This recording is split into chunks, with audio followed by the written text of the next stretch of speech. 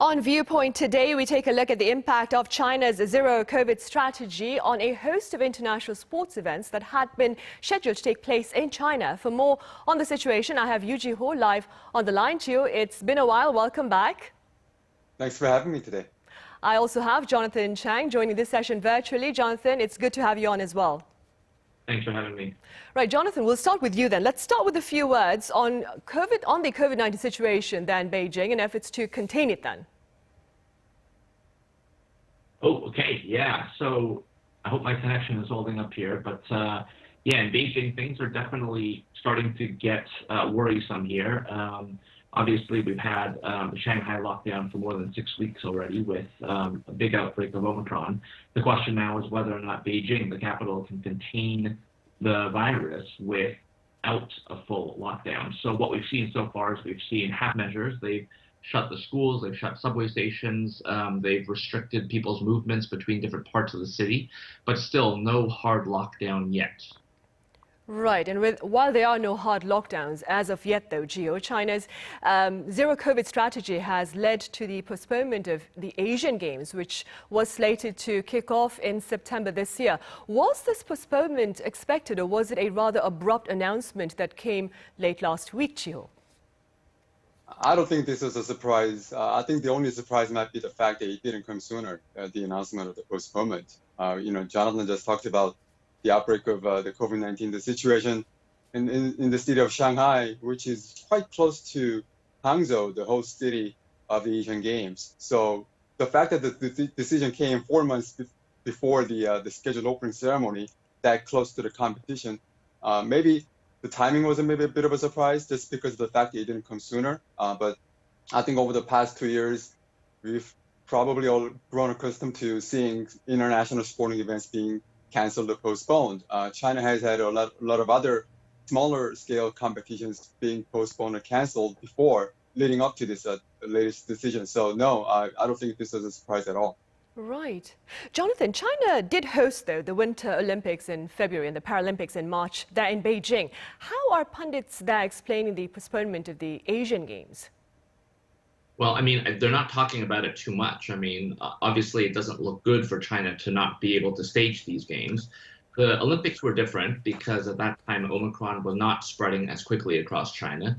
And of course, the Olympic Games are the most prestigious in all of sports. So that was an event that I think for Xi Jinping, the leader here, this was not something he could compromise on. He had Vladimir Putin flying into Beijing to attend the opening ceremony. And of course, it was just a big moment for China. So I think with Hangzhou and with the Asian Games, I think the thought is Omicron is more serious. Hangzhou is, as Jee-ho said, very close to Shanghai, which is where most of the trouble is right now. And I think they just decided something has to give here, and we're okay with this, because I think the more important thing is keeping their COVID-0 policy alive. Right. And that being said then, Chio, what has been the regional response to this postponement, including here in South Korea? I don't think there's been any official reaction from the South Korean, at least the Olympic Committee, the top sporting body, which I find a little curious, because right after the Tokyo Olympics got postponed, about 1 year ahead of the scheduled opening day, there was an official statement from the Korean Sporting Olympic Committee saying they supported that decision, they respected that decision. There's not been a similar type of statement coming from the National Olympic Committee, but some of the athletes have spoken up about their missed opportunity to compete in the Asian Games this year, how they were disappointed that they weren't going to have the chance to do it this year, and how maybe some of them might have lost a little bit of a sense of a purpose with the competition gone from the calendar. But some of them have experienced a similar situation with Tokyo Games being postponed by a year from 2020 to 2021. These are both summer sporting competitions. Some of the athletes will compete, in both events, and some of them anyway, have already had that experience of having to wait at least another year to get into these Asian Games. Right. Jonathan, meanwhile, clips of people being dragged from their homes by health workers in hazmat suits were shared on Chinese social platforms this past Sunday. What more can you tell us about the public response to the Chinese authorities' perhaps stern response to COVID-19? Well, there's no question that it has sparked quite a backlash, and frustrations in Shanghai are very high. I mean, you can imagine that if you were stuck at home for 6 weeks or even longer with no real timeline for when you'll be able to get out. Keep in mind that many of these people were struggling to get food in those early days because they couldn't go out to supermarkets, and delivery services had basically stopped working for a little while. People were initially told that this lockdown would last perhaps 4 days. They were expecting maybe a little bit longer, but now we're now a month and a half in, and we don't know when this is going to end. So you can imagine if you're in that position, and especially if you have young children in your household, or if you're living alone, or if you're older, or if you have a medical condition, this is a really, really difficult time for a lot of people. And Shanghai is China's most prosperous city. This is not a place where people expected to see these sorts of scenes. And, I think it's just a lot of frustration boiling over. And I think part of it is because the policies have not been seen as very transparent or very consistent. And so I think that's really the challenge for China, is whether or not they can hold on through all of this, and whether the people of Shanghai can stick it out through all of this, because it's not easy. Right, I'm sure it's not. Jonathan, also on the subject of China's policy, I'd like to get in a very quick question on a diplomatic question to you here.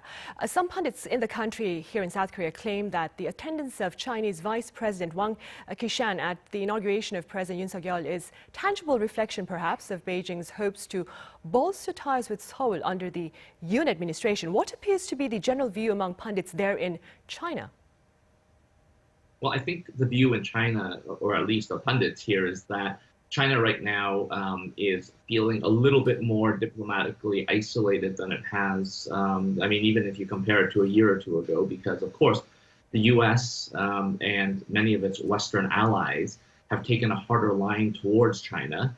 Of course, the Russia-Ukraine war has not helped either, because it's only served to highlight that geopolitical distinction between Russia and China on the one hand, and the Western countries on the other. South Korea, of course, is seen as closer to the U.S. camp, and with Yoon Suk-yeol, of course, he's also a conservative. So I think while it may not be that China has hopes that South Korea will move closer to its own position, it may be hoping that South Korea won't move even closer to the U.S. position, which would, given the global geopolitical situation, would add another challenge for Beijing. Right. Gio, back on the Asian Games then, the event typically attracts more than 10,000 athletes, and that being said, I assume the ripple effects of this postponement are proving to be quite profound. What do you say? Well, no question about that. People outside of Asia might not be too familiar with the Asian Games, but like you said, every competition attracts 10,000 plus athletes. In terms of their size, it rivals the Summer Olympics. And this is a huge event. And obviously having this being pushed back, most likely by 1 year, does have a lot of ripple effects across the continent. Just look at the Korean situation. I mentioned how some of the athletes were disappointed that they were going to get to compete. And, look at some of the Summer Olympic athletes that, they were having great seasons in their respective sports, and they were peaking, they were in great form, they were riding high on their confidence that they were going to be able to win medals in Asian Games, and now they're going to have to wait and see how or when this competition will be held again. So, there's that aspect of that, and also the qualifying processes for the national team athletes. Nothing has been finalized yet, but I think out of respect, the Korean Olympic Committee will hold we'll go back to the drawing board and hold the qualifying events all over again. So, there's no guarantee that someone who qualified for the Asian Games this year will make it back next year. So I guess that's to ensure maybe a little bit of fairness, to ensure that they're going to take someone who's performing best in 2023 rather than who was performing well in 2022. But there's a lot of headaches in terms of scheduling these events. And also, with the Paris Olympics scheduled for 2024, there will be some Olympic qualifying events internationally later in 2023. So potentially those events might overlap with the Asian Games in Hangzhou if they do take place in 2023 as well. So again, I don't envy those people who have to make those schedules.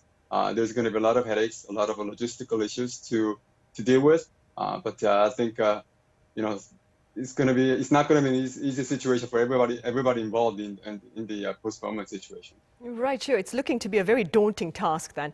Jonathan, despite the expansion in district lockdowns over there in Beijing, authorities appear to be avoiding a complete lockdown like the one currently in place in Shanghai. What are your thoughts?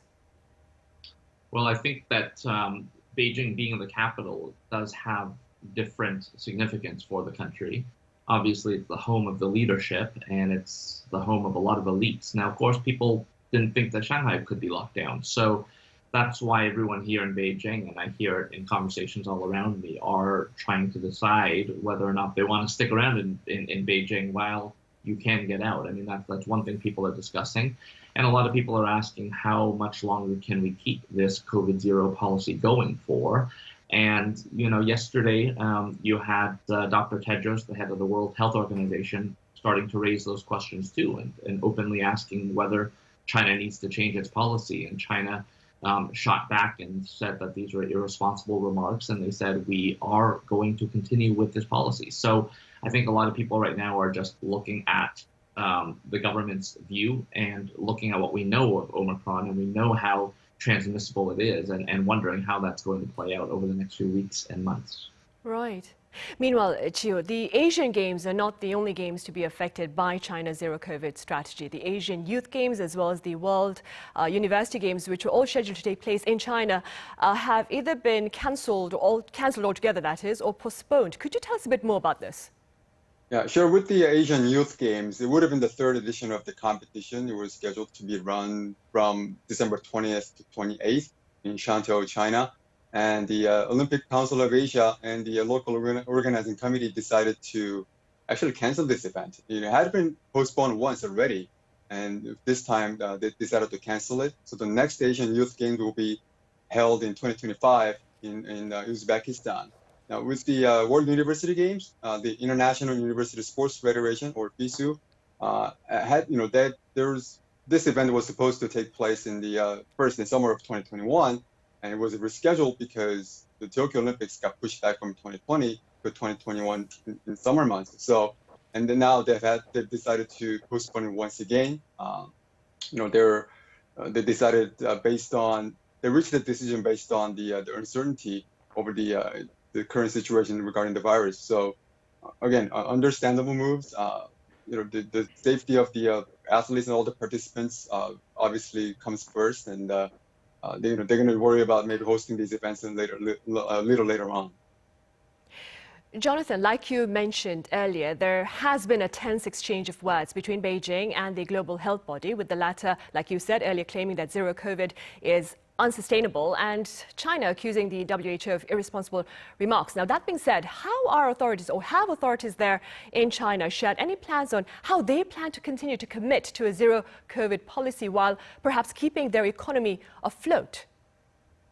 Well, they actually haven't talked too much about striking that balance. I mean, one thing they can do, of course, is to stimulate the economy by either handing out money or giving tax breaks or doing other things to try and keep things going. But the ultimate problem is that if people can't leave their homes, then a lot of economic activity simply can't happen. And so that's really the challenge here. And a lot of people are asking, at what point does China feel comfortable, changing its policy? And one of the questions comes down to vaccination, because China has said that many of its elderly people have not been vaccinated and therefore are not going to be okay if they were to open things up, which then begs the next question: what are they doing to increase the elderly vaccination rate?